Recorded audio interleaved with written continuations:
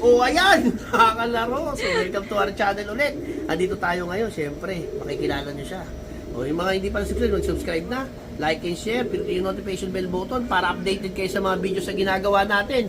At the same time, mga kalaro, huwag nyo kalimutan, syempre, i-share nyo sa mga kaibigan nyo at saka itong channel to para sa newbie, 10 years newbie, yung mga walang tayo mag-iibon. Dito kayo manood para updated kayo at saka medyo enjoy naman kayo. O, dito tayo ngayon, syempre, kay Master. Sa Master natin. Diba? Idol natin. Idol Chitsulaya. O, ayan.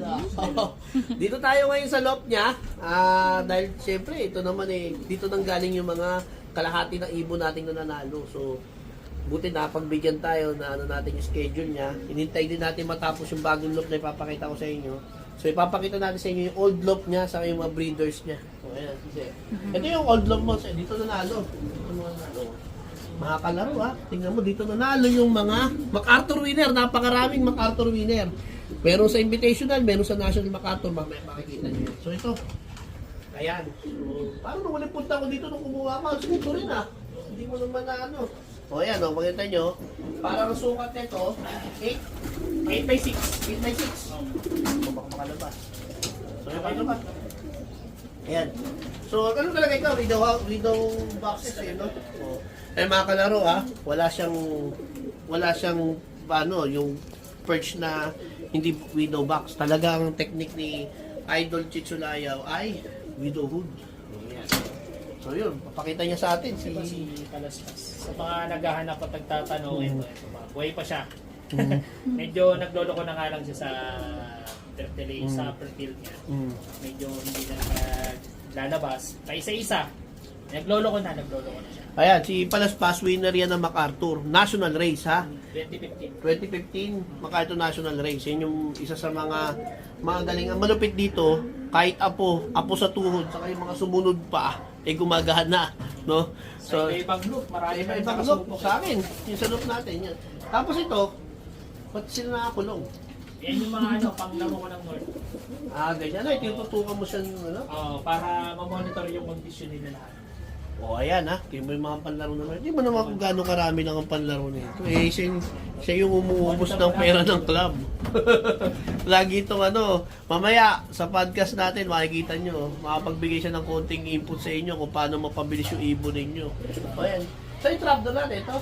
Ito yung nakapapalik ko sa live na mabilis mag-trap So, kung bakahin ka pa ng oras para daputin. Pagka pagpasok niyan, diretso na rito.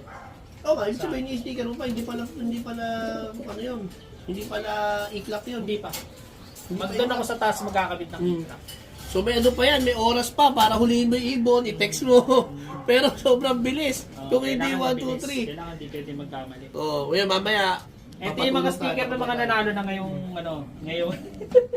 Lahat ng nanalong sticker, yan. Mananalo na. Ayan, tingnan mo may louver siya dito. Magandang gawin nyo to, gayahin nyo. Ventilation. Tapos ito, ventilation kasi, para yung hangin, saka yung nababreak yung hangin, pumapasok.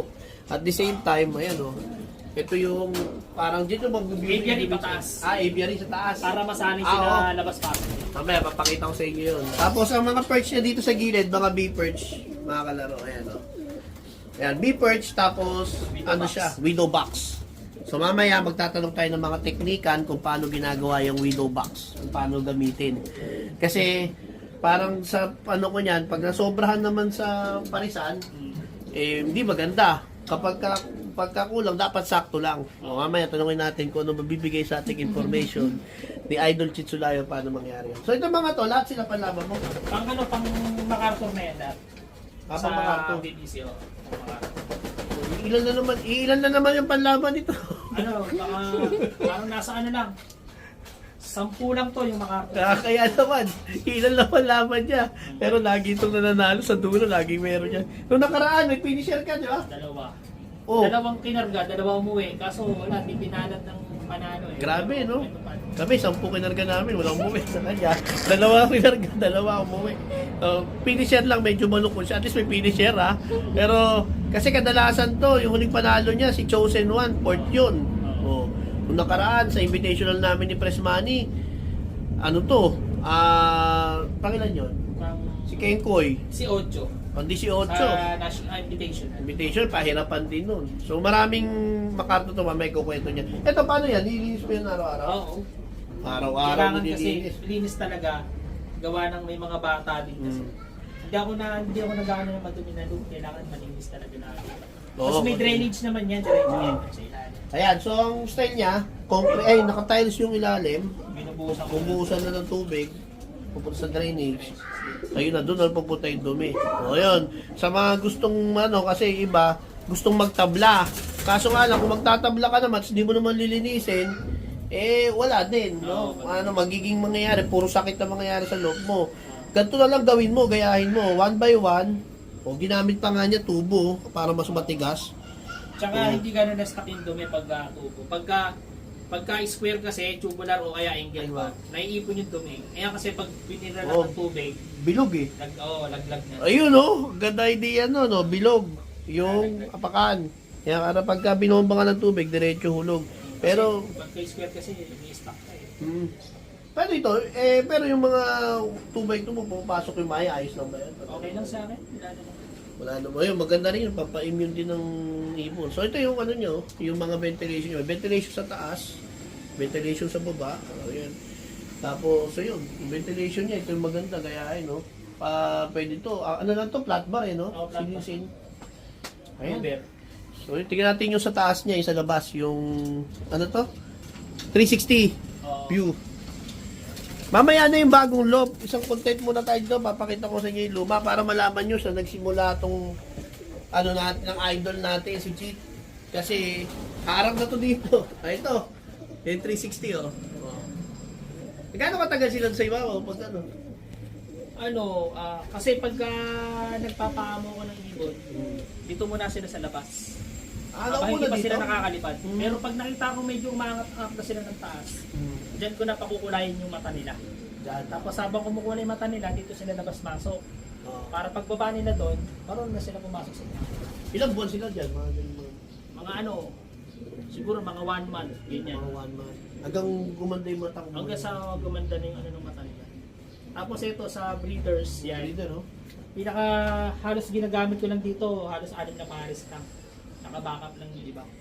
Payaya. Naka-backup. Pero sila pa rin yan. Ganito na to dati nung napunta ako tawag dito yung mga double cages niya tapos nilagyan mo na ng mga pabigat no? Oo. Para iwas sa makawala yung ilang breeder. technique kaya nyo, technique ang ganda kasi sa double cage ito problema yung pag naiwan mo ganyan yung lalabas so pag nilagyan mo nga ng pabigat kagaya niya nilagay niya deform bar sure na pagka hindi mo maiwan bagsak talaga agad.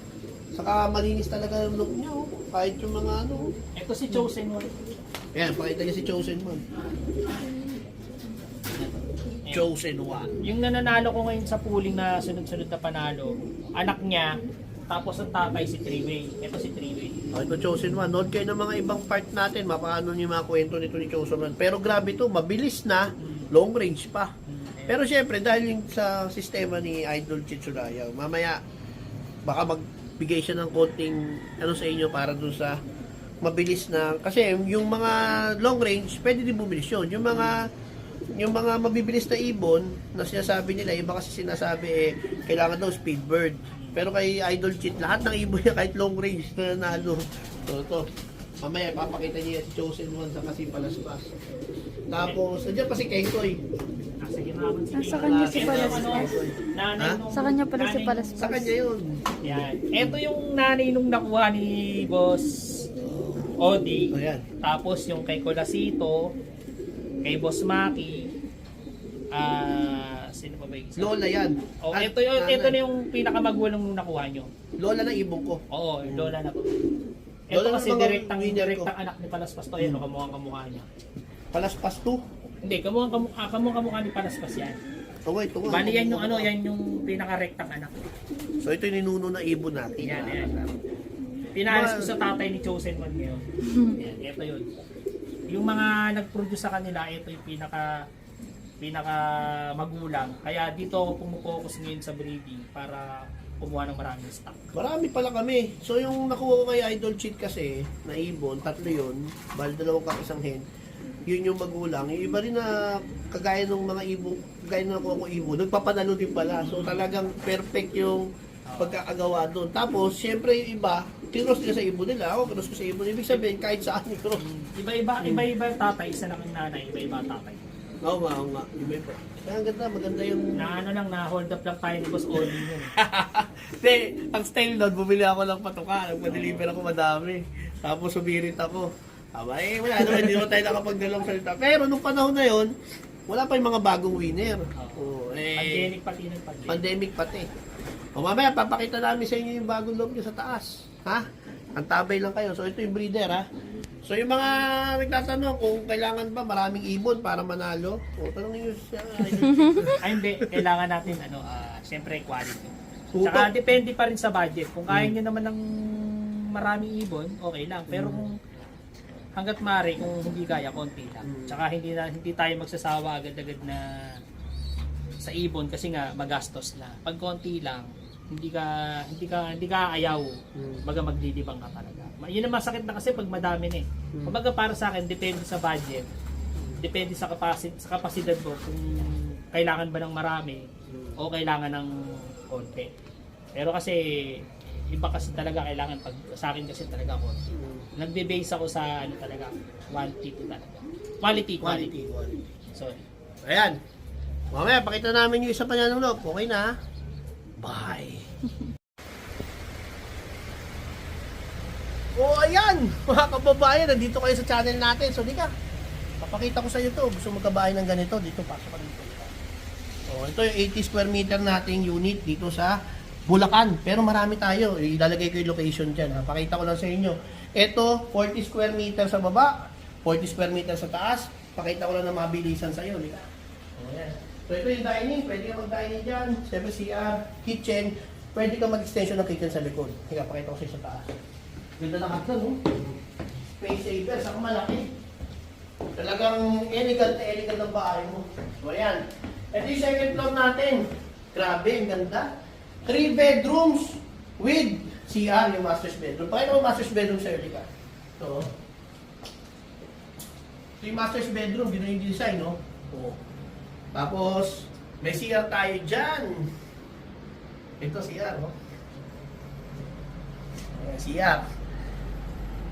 Masters with CR. O, di ba? Ayos. O, pakita ko sa inyo yung 2 bedroom pa nila. Ito yung common CR muna. Pakita mo. O, ito yung bedroom na isa pa. Bedroom to yan. O. Pwede mag-vlog. Ganito, no? O, ayan. O, lika, pakita ko pa sa'yo isa pa ito. O, ito pa isang bedroom. O, ayan, 3 yan. O. 3 bedrooms yan para sa unit natin na model 80. So, baba tayo ulit. Ito pa.